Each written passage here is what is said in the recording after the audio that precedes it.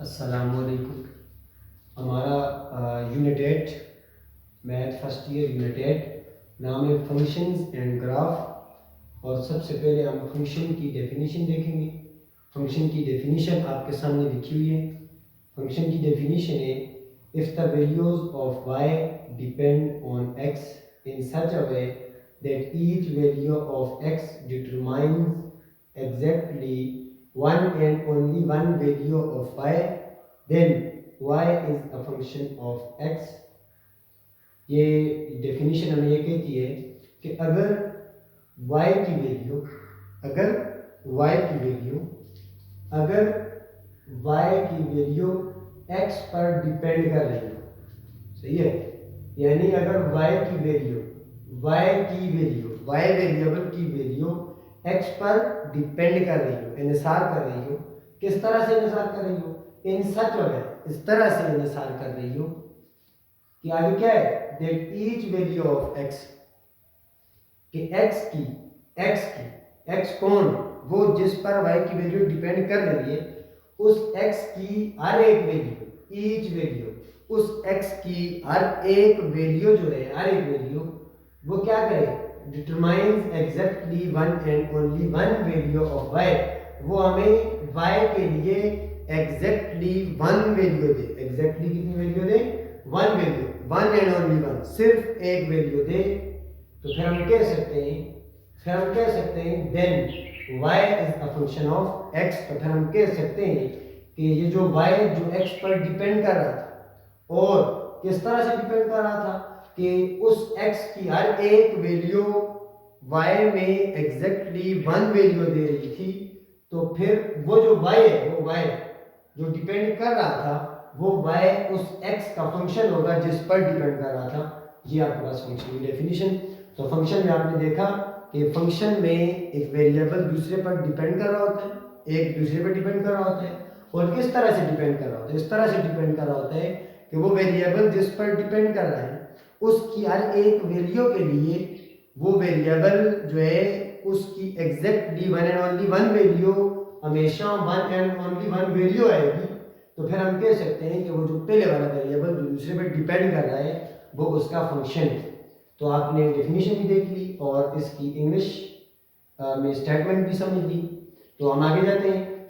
Function को symbolically लिखने का तरीका है कि आप इसे ऐसे लिखेंगे y equal to f of x. ये जो हमने ऊपर फंक्शन डिस्कस किया, एग्जैक्टली इसी फंक्शन को सिंबॉलिकली लिखने का तरीका ये है कि y equal to f of x.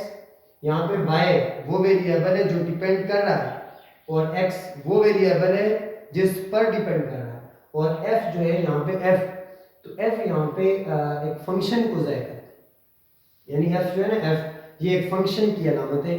तो आप के पास ये एक जनरल फॉर्म है, ठीक है, ये फंक्शन की एक जनरल फॉर्म है, y equal to f of x. और इस फॉर्म को पढ़ेंगे कैसे? इसे पढ़ने का तरीका है कि y is a function of x। अभी हमने कुछ टाइम पहले डिस्कस किया ना कि अगर y इस पर डिपेंड कर रहा है, ठीक है, और किस तरह से डिपेंड, कि इस x की हर एक वैल्यू इस y के लिए exactly one and only one value determine करेगी, हमेशा one and only one value देगी।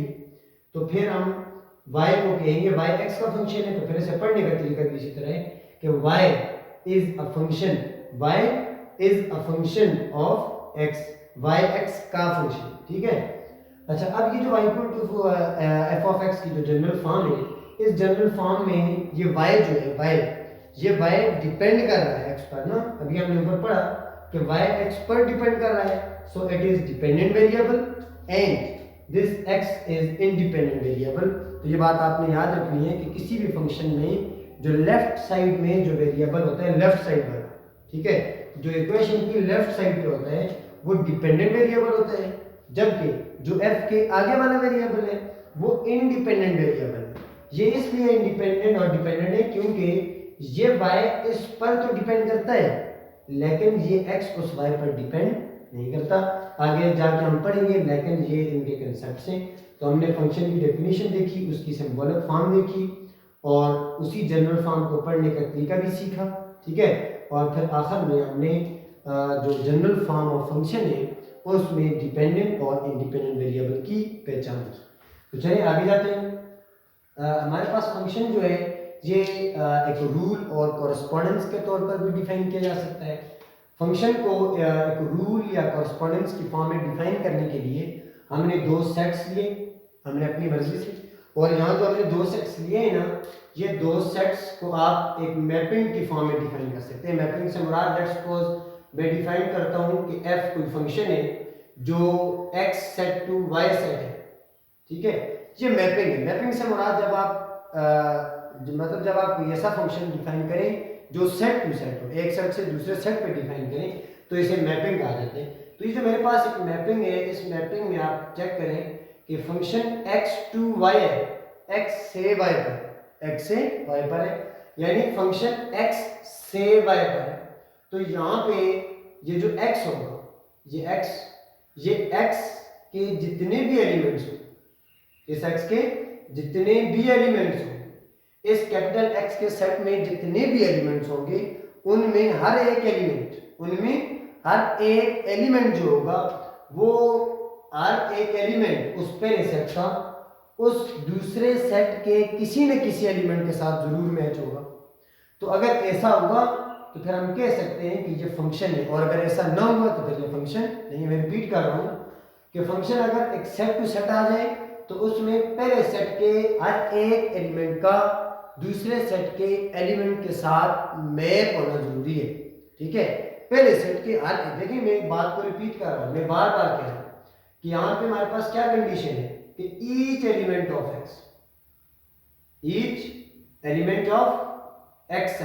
एक्स सेट का हर एक एलिमेंट शुड मैप, उसे चाहिए कि वो मैप हो टू एनी एलिमेंट, जरूरी नहीं है कि कोई स्पेसिफिक हो, किसी भी एलिमेंट ऑफ y के साथ। तो जब ऐसा सेट जो जिसमें ऐसी मैपिंग जिसमें पहले सेट का हर एक एलिमेंट जरूर किसी न किसी के साथ मैप हो दूसरे सेट में, तो फिर हम कह सकते हैं कि ये फंक्शन है। एग्जांपल मैं आपके सामने दो सेट बनाए हुए हैं, इनमें पहला सेट है कैपिटल X और उसके एलिमेंट स्मॉल है BC, और दूसरा सेट कैपिटल Y और इसके एलिमेंट 1 2 3 4।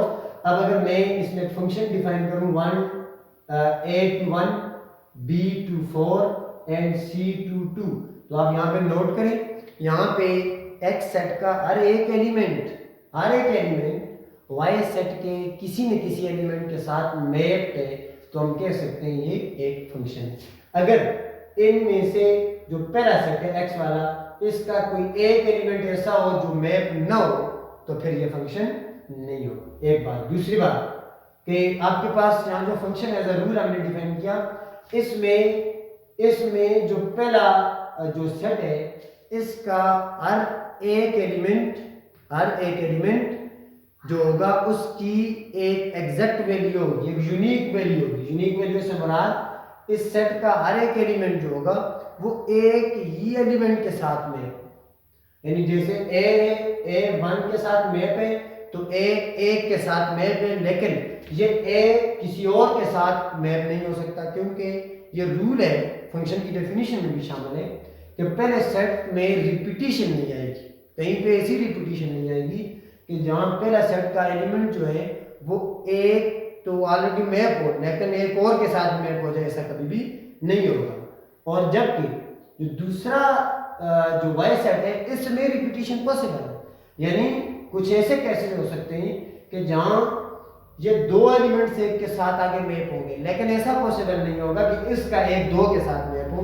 तो जहां पे आप चेक करें, यहाँ पे पहले सेट के तमाम एलिमेंट्स दूसरे सेट के किसी न किसी एलिमेंट के साथ मैपिंग है, और जो पहला सेट है इसमें कोई एक एलिमेंट ऐसा नहीं जो दो के साथ मैप हो, दोनों बातें सेटिस्फाई।